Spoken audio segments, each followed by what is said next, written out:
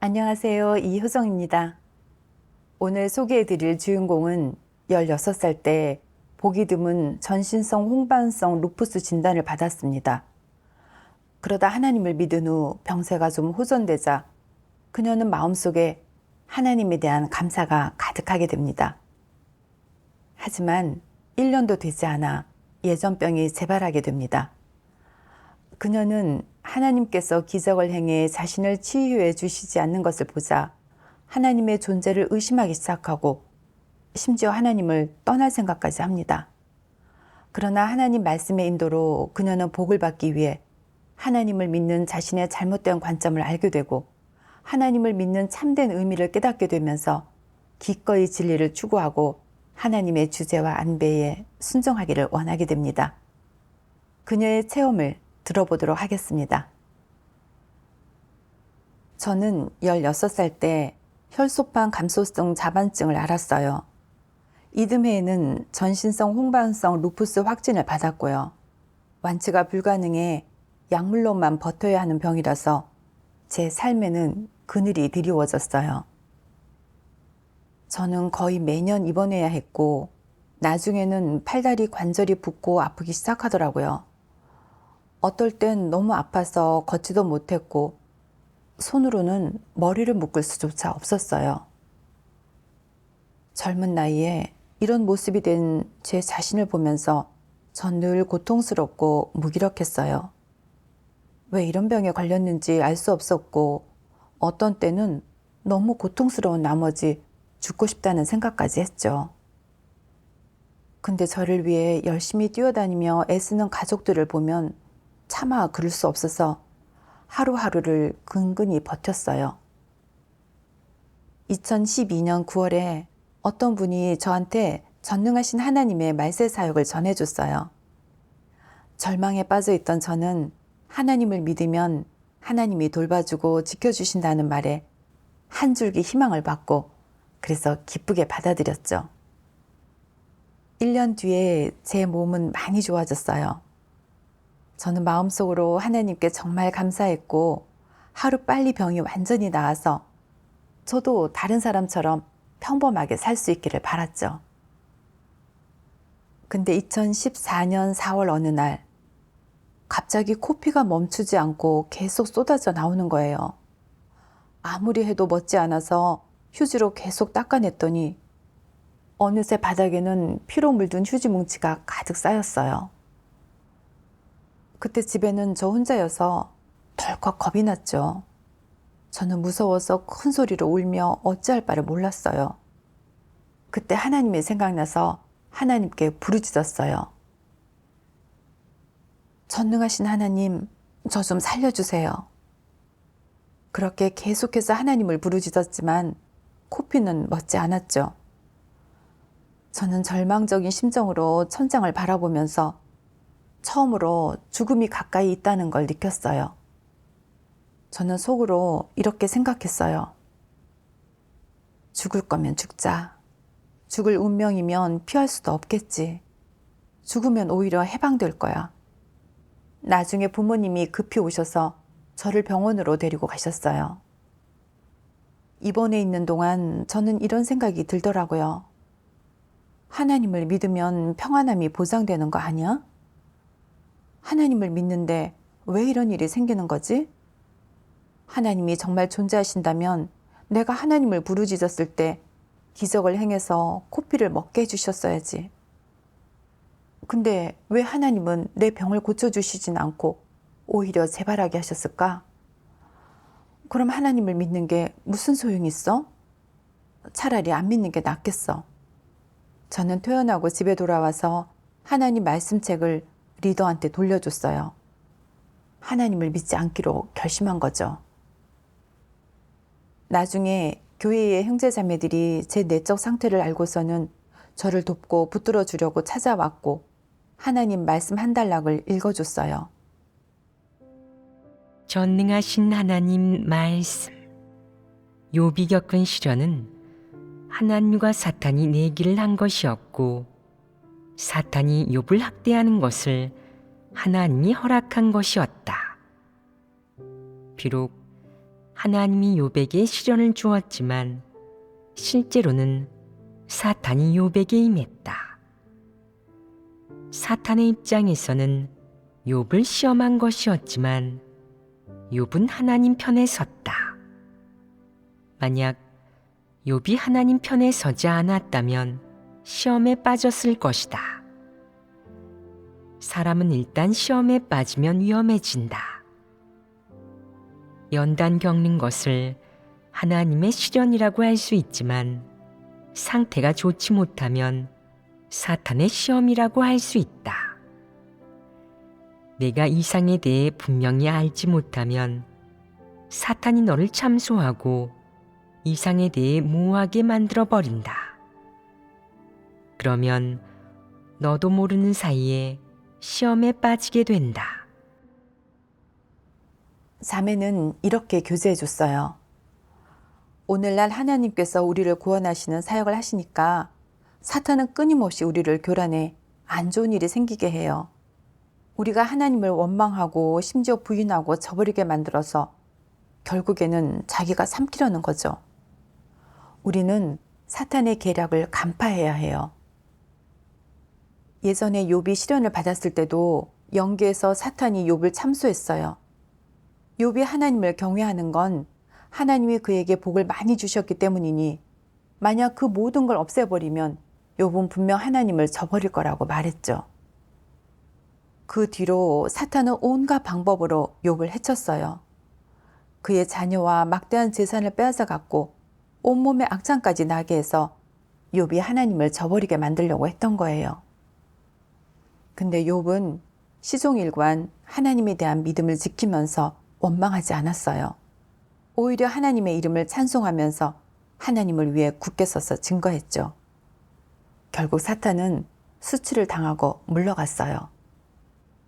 이렇게 사탄은 사람을 농락하고 해치는 걸 좋아한다는 걸 알 수 있죠. 그 목적은 사람이 하나님을 멀리하고 배반하게 하려는 데 있는 거예요. 오늘 자매님이 병이 재발했다고 하나님을 믿지 않는다면 이게 바로 사탄의 계략에 빠지는 게 아니겠어요? 자매의 교제를 듣고 나니까 조금은 알 것 같았어요. 알고 보니 병에 걸린 건 제가 하나님 편에 서는지 사탄 편에 서는지를 보는 검증이었던 거예요. 제가 정말 하나님을 믿지 않게 된다면 그건 사탄의 계략이 이루어지는 거였어요. 여기까지 생각한 저는 계속 하나님을 믿기로 결심했죠. 그래서 교회에 말씀이 육신으로 나타남이라는 책을 한 권 달라고 부탁했고 매일 집에서 열심히 하나님의 말씀을 읽었어요. 하나님의 말씀을 읽으면서 저는 사람이 병으로 고통받는 근원을 알게 됐어요. 태초에 하나님이 창조하신 아담과 하와는 에덴 동산에서 행복하게 살았잖아요. 근데 사탄의 유혹에 빠져 선악과를 먹었고 그때부터 죄 속에서 살게 되면서 생로병사가 있게 된 거예요. 사람이 사탄에 의해 갈수록 깊이 패게 되면서 하나님과 점점 더 멀어졌고 병도 더 심해져서 갈수록 고통스럽게 살게 된 거죠. 이번에 하나님께서 친히 성육신하신 건 심판 형벌의 사역을 하시기 위함이에요.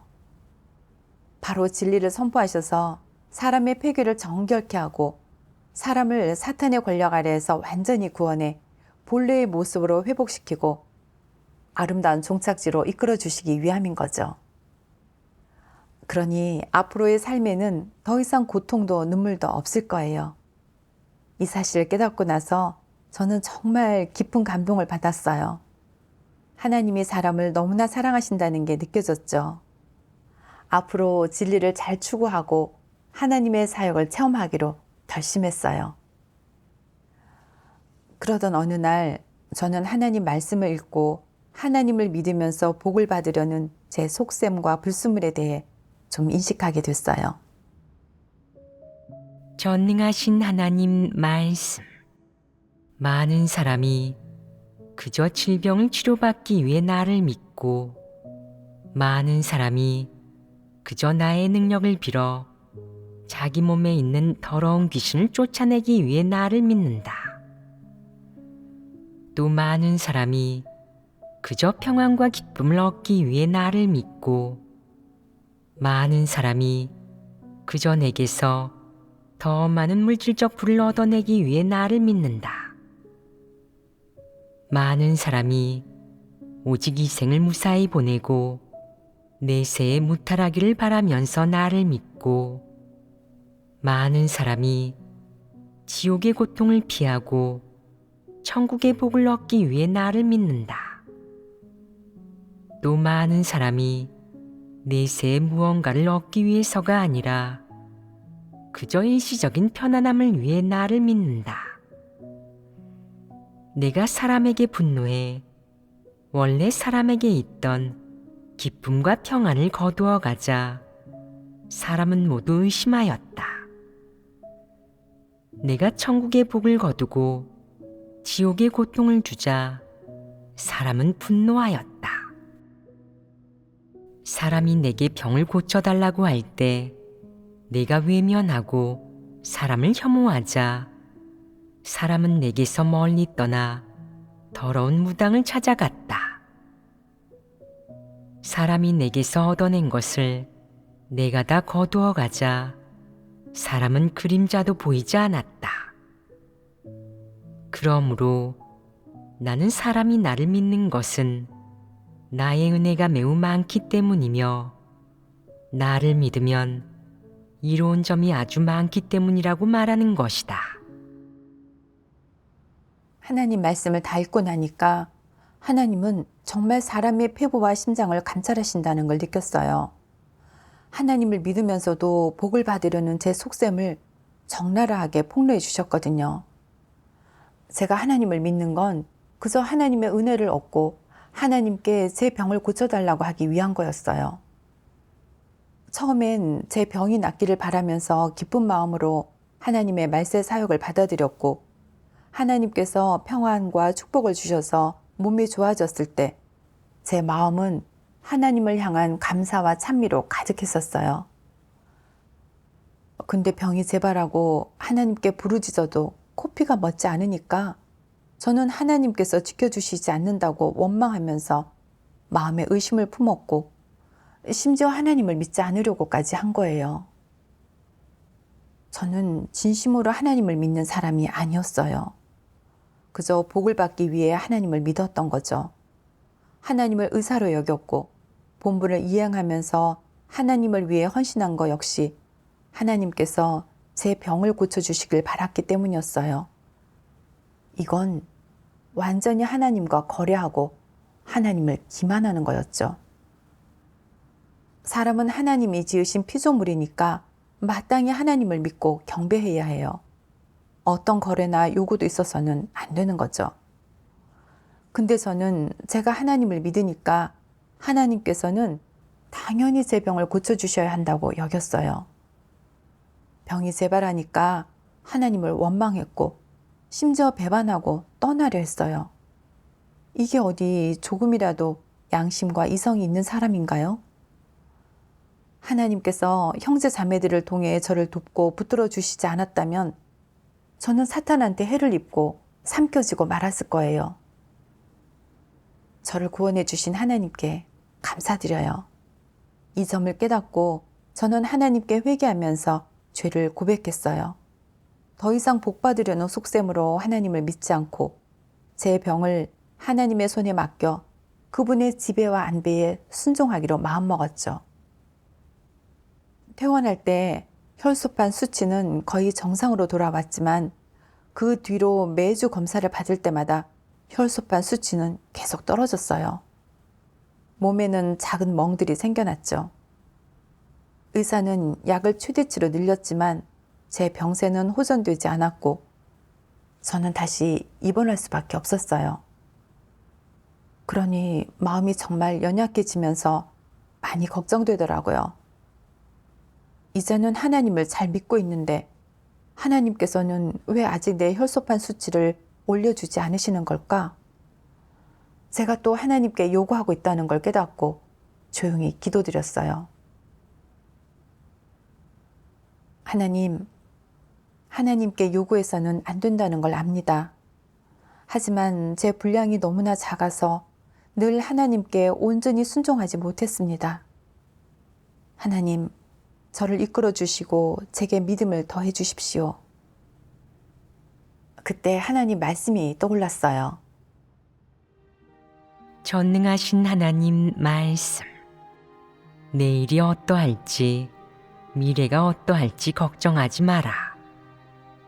날마다 오직 나를 의지해 살아가면 내가 반드시 너를 인도할 것이다. 믿음은 외나무다리다.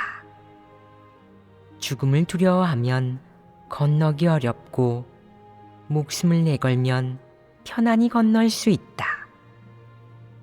사람에게 겁나고 두려운 생각이 드는 것은 사탄의 우롱으로 인한 것이다. 사탄은 우리가 믿음의 다리를 건너 하나님 안으로 들어가는 것을 두려워한다. 사탄은 모든 수단과 방법을 동원해 항상 자신의 생각을 보낸다. 그러므로 항상 하나님의 빛비춤과 깨우침을 구하고 하나님께 의지해 우리 안에 있는 사탄의 독소를 정결케 하며 영 안에서 늘 하나님과 가까이 하는 훈련을 하여 하나님이 권세를 잡고 온몸과 마음을 점유하게 해야 한다. 하나님의 말씀에서 걱정스럽고 두려운 생각들은 다 사탄에게서 온다는 걸 깨닫게 됐어요. 그저 늘 하나님을 의지하고 목숨을 내놓을 각오를 해야만 두려움을 없애고 사탄을 이길 수 있는 거예요. 하나님의 말씀은 제게 믿음을 더해줬어요. 하나님은 만물을 주관하시고 모든 걸 주재하시잖아요. 제 병도 하나님의 손에 있으니까 저는 어떤 상황이 닥치든 하나님을 의지하면서 체험하기를 원했어요. 하나님이 저와 함께 하시니까 두려워할 필요가 없죠. 저처럼 보잘것 없고 온몸이 병든 사람이 오늘날 하나님 앞에 와서 그분의 말씀을 누릴 수 있는 것 자체가 이미 하나님의 은혜이자 높여주심이에요. 설령 언제 죽더라도 헛되이 산 게 아닌 거예요. 이걸 깨닫고 나니까 제 마음속 걱정과 두려움이 줄어들었어요. 하나님의 주제에 순종하려 했고 매일 평소처럼 하나님의 말씀을 읽었죠. 그 뒤로 의사가 제 약을 줄였는데 뜻밖에도 혈소판 수치가 올라가기 시작했고 금세 퇴원할 수 있었어요. 저는 마음속으로 끊임없이 하나님께 감사드렸어요. 모든 건 다 하나님께 달려있다는 걸 보게 되니까 하나님에 대한 믿음도 커졌죠. 그 뒤로 제 혈소판 수치는 매달 상승했고 몇 달 뒤에는 완전히 정상으로 회복됐어요. 저도 모르게 하나님의 전능하심에 감탄했고 하나님께서 모든 걸 주재하신다는 걸 깊이 깨닫게 됐어요. 마음은 하나님에 대한 무한한 감사로 가득 찼죠. 나중에서는 하나님 말씀 2단락을 보고 제 문제에 대해 좀 더 인식하게 됐어요. 전능하신 하나님 말씀. 사람은 하나님이 언제나 이적과 기사를 나타내고 병을 고치고 귀신을 쫓아내며 항상 예수와 같아야 한다는 관념을 가지고 있지만 이번에 하나님은 절대로 그렇게 하지 않는다. 만약 하나님이 예수가 행한 것과 똑같이 말세에도 이적과 기사를 나타내고 귀신을 쫓아내고 병을 고친다면 하나님의 사역은 중복된다. 그러면 예수의 사역은 의도 가치도 없어진다. 오늘날 하나님이 행하는 사역이 무엇 때문에 예수의 사역과 같지 않겠느냐? 오늘날 하나님은 왜 이적과 기사를 나타내지 않고 귀신을 쫓아내지 않으며 병을 고치지도 않겠느냐? 만약 예수가 율법 시대와 똑같은 사역을 했다면 그가 은혜 시대의 하나님을 대표할 수 있겠느냐? 십자가 사역을 완성할 수 있었겠느냐?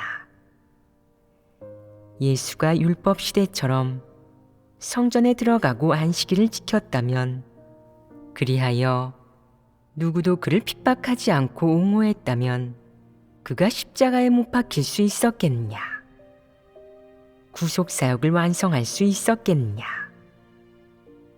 말세에 하나님이 성육신하여 여전히 예수처럼 이적과 기사를 나타낸다면 그것이 무슨 의의가 있겠느냐? 오직 말세의 다른 부분의 사역을 행하여 그의 경륜 중 일부를 대표해야만 하나님에 대한 사람의 알미 깊어질 수 있고 하나님의 경륜이 완성될 수 있다.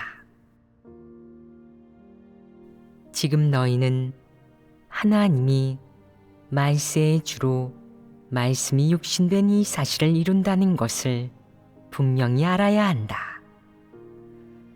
하나님은 땅에서 실제로 사역하여 사람이 그를 알게 하고 접하게 하며 그의 실제 행사를 보게 한다. 또한 하나님은 이적과 기사를 나타내기도 하지만 때로는 그러지 않을 때도 있으며 이는 시대별로 구분된다는 것도 사람에게 분명히 보여준다. 이로부터 너는 하나님이 이적과 기사를 나타낼 수 없는 것이 아니라 사역과 시대가 달라짐에 따라 사역하는 방식을 바꾼다는 것을 알 수 있다.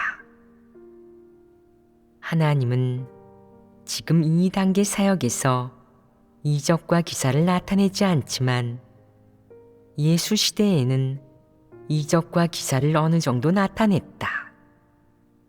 그것은 그 시대의 사역이 달랐기 때문이다. 오늘날 하나님이 그 사역을 하지 않는다고 해서 하나님은 이적과 기사를 나타낼 수 없다거나 이적과 기사를 나타내지 않으면 하나님이 아니라고 여기는 사람들이 있다. 이것은 잘못된 논리가 아니냐. 하나님은 이적과 기사를 나타낼 수 있지만 사역하는 시대가 다르기에 그런 사역을 하지 않는 것이다. 시대와 사역 절차가 다르기에 하나님이 나타내는 행사 역시 다르다.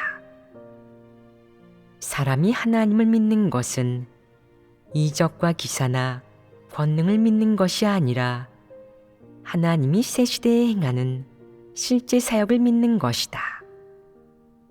하나님이 사역하는 방식으로 말미암아 사람은 하나님에 대한 알미 생기며 그러한 알을 통해 하나님에 대한 믿음이 생기는 것이다. 바로 하나님의 사역, 하나님의 행사를 믿는 것이다. 하나님은 시대마다 각기 다른 행사를 나타내고 한 시대에 하나님 행사의 일부를 나타내며 각 시대의 사역은 하나님 성품의 일부와 하나님 행사의 일부만 대변한다. 하나님이 사역하는 시대가 달라짐에 따라 그가 나타내는 행사 또한 달라지지만 결론적으로 사람이 하나님을 더욱 깊이 알게 하고 더욱 견실하고 진실하게 믿게 한다. 사람은 하나님의 모든 행사로 말미암아 그를 믿는 것이다. 사람은 하나님이 너무나 기묘하고 위대하며 전능하여 측량할 수 없기에 그를 믿는 것이다. 하나님 말씀을 다 읽고 나서 저는 질병 속에서 제가 드러낸 게 바로 관념이었다는 걸 깨달았어요. 하나님이라면 당연히 이적과 기사를 행해서 사람의 병을 고치고 귀신을 쫓아내야 하고 그렇지 않으면 하나님이 아니라고 생각했던 거예요. 제 관점은 정말 너무 터무니없고 그릇된 거죠. 사탄과 악령도 하나님을 모방해 약간의 기적을 행하고 병을 고쳐줄 수 있는데 그렇다고 그것들을 하나님이라 부를 수 있겠어요? 그게 하나님에 대한 모독이 아니고 뭐겠어요? 하나님은 만물을 주관하시고 주재하시는 창조주이시며 사람을 이끌고 구원하실 수 있어요. 하나님께서 말세에 성육신하신 건 진리를 선포해 사람을 철저히 구원하시기 위함이에요. 사람이 전능하신 하나님 말씀의 심판과 형벌을 받아들이면 사탄의 폐괴 성품에서 벗어나 구원받고 온전케 될 수 있죠. 이런 사역과 말씀은 하나님께서 이적과 기사를 행해서 병을 고치고 귀신을 쫓아내는 권병이나 위력을 훨씬 뛰어넘는 거예요. 그 어떤 피조물이나 사탄 악령도 이룰 수 없는 거죠. 지금 많은 사람들은 병을 고쳐주는지 기적을 행하는지를 기준으로 하나님인지 아닌지를 판단해요. 사탄과 악령이 그들한테 약간의 이익을 주고 이적을 보여주면 그것들을 섬기면서 사탄을 참 하나님으로 경배하고 오히려 진리를 선포하시고 사람을 구원하실 수 있는 참 하나님은 문전박대하는 거죠. 결국 구원받을 기회를 잃게 되는 거니까 이런 관점은 정말 너무 그릇되고 사람을 해치는 거예요. 저는 또 하나님 말씀을 통해 병을 고치고 귀신을 쫓아내면서 이적과 기사를 행하시는 건 하나님께서 은혜 시대에 하셨던 사역이고 만약 말세의 일을 또다시 행하신다면 중복되는 사역이라는 걸 깨달았어요. 하나님께서 늘 사람을 위해서 병을 고치고 귀신을 쫓아내면서 기적을 행하신다면 병이 낫고 기적을 본 사람은 다 하나님을 믿고 따를 수 있잖아요. 그럼 누가 참으로 믿는지 누가 거짓으로 믿는지를 드러낼 수 없고 사람을 각기 부류대로 나눌 수도 없을 거예요. 이번에 하나님께서 사역하시면서 이적과 기사를 전혀 행하시지 않는 건 사람의 폐괴 성품을 더 잘 드러내고 사람을 변화시키고 정결케 하는데 더 유리해요. 제 경우도 그랬어요. 만약 하나님께서 제가 정말 바라는 대로 다 들어주셔서 제 병을 완전히 고쳐주셨다면 저는 절대 하나님을 믿는 제 잘못된 관점과 하나님과 거래하려는 비열한 속셈을 반성하지 않았을 거예요. 계속 관념과 상상으로 하나님을 규정했겠죠. 그렇게 믿어봤자 절대 진리 생명을 얻을 수 없고 폐괴 성품도 변화되지 않으니까 결국에는 도태될 대상이 됐을 거예요. 이번에 병을 앓으면서 육적으로는 고통을 좀 겪었지만 고통 속에서 하나님께 기도하고 의지하니까 하나님께서는 말씀으로 저를 깨우쳐 주시고 이끌어 주셨어요. 그래서 제가 질병에 얽매이지 않을 수 있었고 고통과 두려움 속에 살지 않을 수 있었죠. 하나님에 대한 약간의 믿음도 생겼고요. 이런 수확은 제가 편안한 환경에서는 얻을 수 없는 거였어요. 저는 하나님께서 말씀으로 사역해 사람을 구원하시는 게 너무나 실제적이고 지혜롭다는 걸 진실로 느꼈어요. 이 모든 걸 깨닫고 저는 조용히 하나님께 기도드렸어요. 하나님, 앞으로 제 병이 어떻게 되든 제 모든 걸 당신께 맡기고 진리를 잘 추구하며 제 본분을 다하기를 원합니다. 저는 또 하나님 말씀을 보고 무엇이 진정으로 하나님을 믿는 건지 알게 됐어요. 전능하신 하나님 말씀. 하나님을 믿는다는 것은 하나님의 존재를 믿는 것이다. 이는 하나님을 믿는 것의 가장 간단한 개념이다. 더 나아가 하나님의 존재를 믿는 것은 진정으로 하나님을 믿는 것이 아니라 단순한 신앙으로 짙은 종교적 색채를 띈다.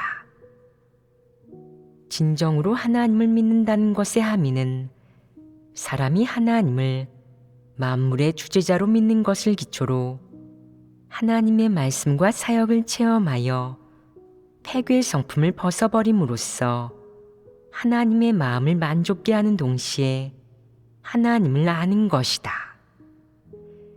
이러한 과정이야말로 하나님을 믿는 것이라 할 수 있다.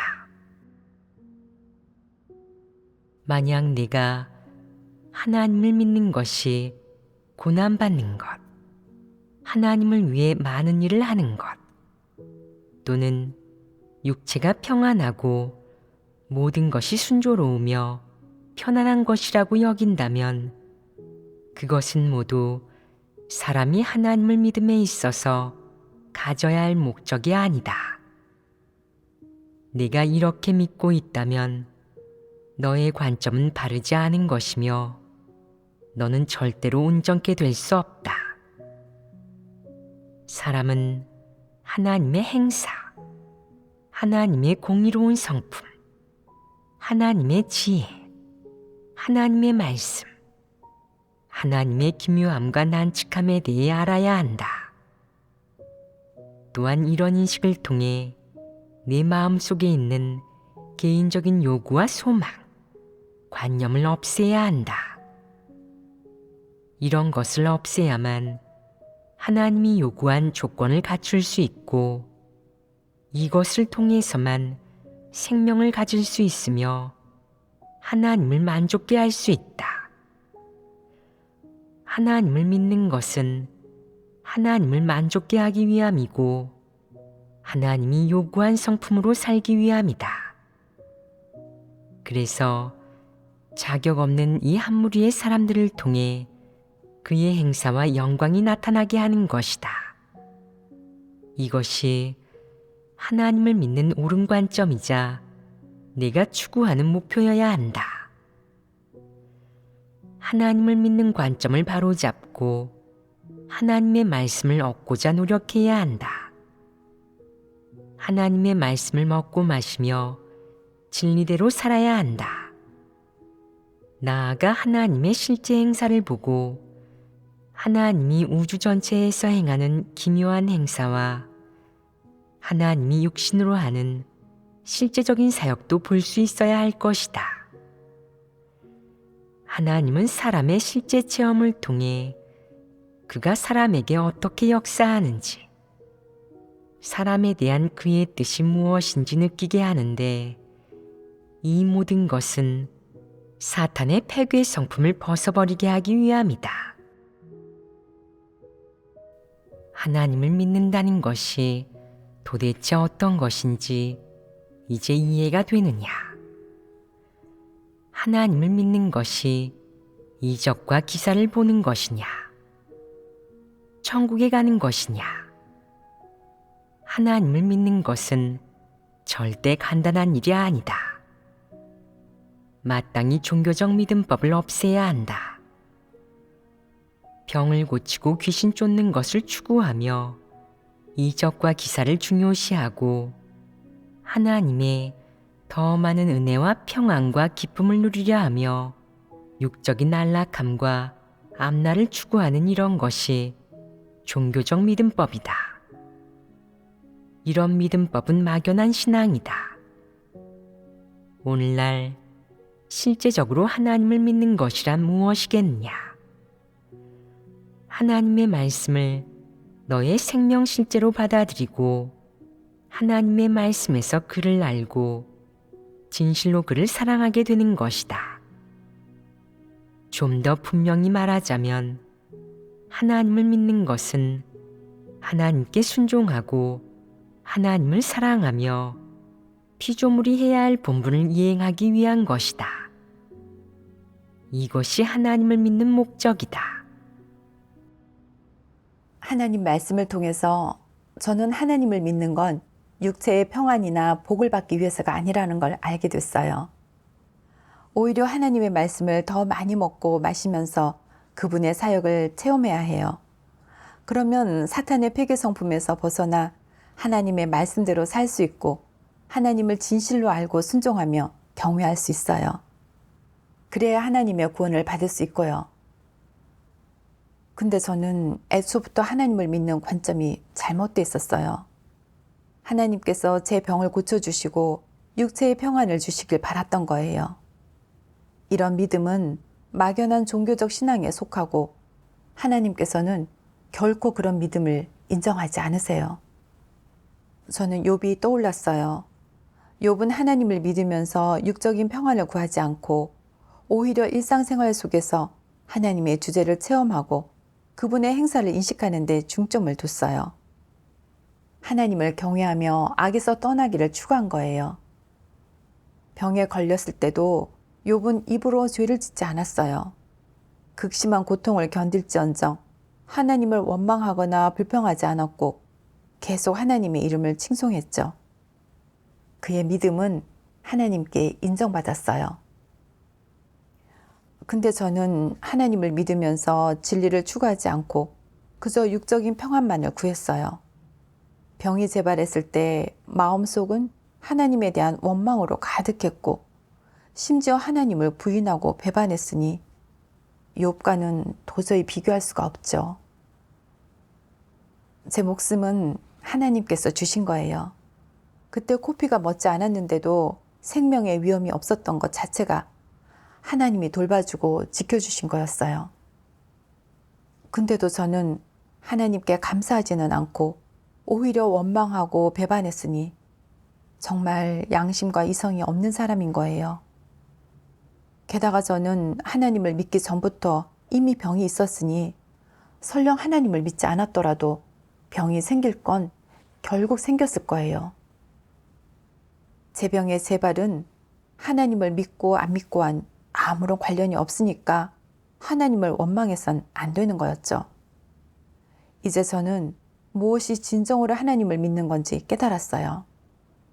저는 하나님의 요구에 따라 진리를 잘 추구하고 그분의 사역을 체험하기를 원해요. 그 뒤로는 병의 고통이 찾아올 때마다 저는 제가 드러내는 폐괴 성품을 반성하고 진리를 구해 해결하는 데 중점을 뒀어요. 이렇게 실행하니까 병의 고통에 별로 얽매이지 않게 됐어요. 이 병을 통해서 하나님을 믿는 제 잘못된 관점을 깨닫게 해주시고 올바르게 하나님을 믿을 수 있는 길을 찾게 해주신 하나님께 감사드려요. 앞으로 제 몸이 어떻게 되든 병이 낫든 낫지 않든 저는 하나님을 따르면서 진리를 추구하는 길을 갈 거예요. 하나님께 감사드려요. 이 자매의 체험은 여기까지입니다. 듣고 나서 무엇을 얻게 되었는지요? 느낀 점과 알게 된 점을 댓글로 많이 남겨주세요. 다음에 또 뵙겠습니다.